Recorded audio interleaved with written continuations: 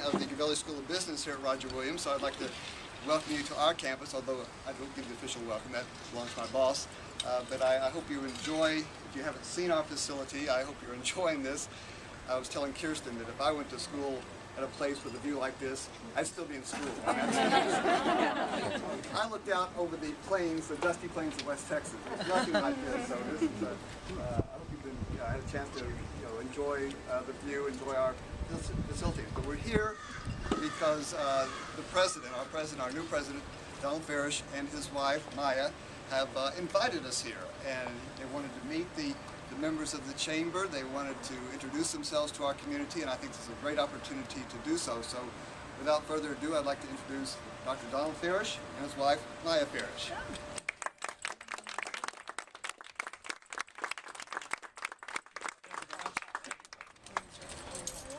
Yes.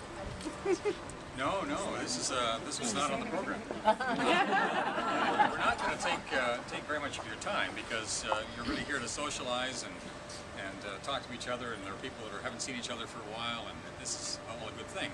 So the last thing I want to do is get in the way of all of that. But we do feel that it's important for our university that we reach out as much and as often as we can to the surrounding community.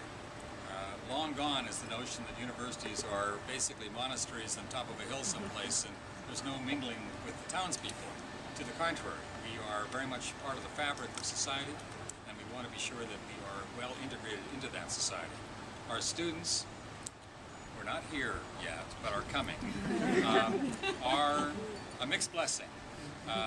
They do come with the opportunity to spend money in your businesses.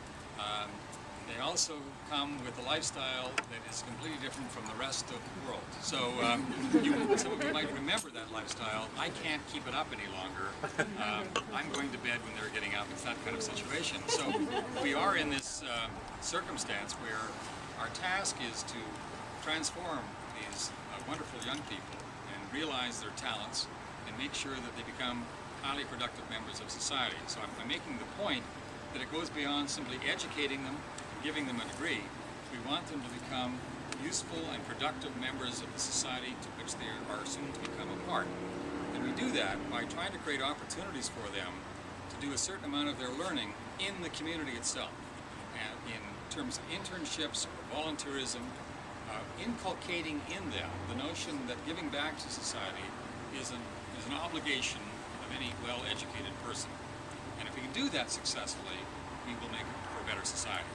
We can't do that, of course, without having good and effective working relationships with the people who are a part of this society. So those of you that are in a position to do so, if you're looking for volunteers, if you provide an internship, do let us know. We're interested in making sure that our students have that opportunity, and at the same time that they learn to respect that they're a community of which they are a part. We tell them this is effectively your hometown for the next 4 years. Treat it with respect, treat it as you would your hometown. It's not a sandbox. So that's a task we undertake anew every year because a third of our students are new every year. We can't do it once and say it's done.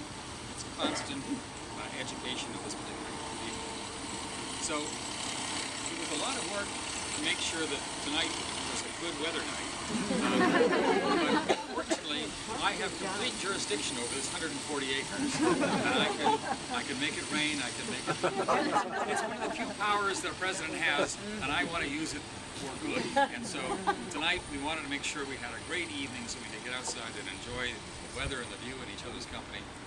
And I don't know whether you would like to say anything, but I want to introduce my wife, Maya, who is very much my partner in this enterprise.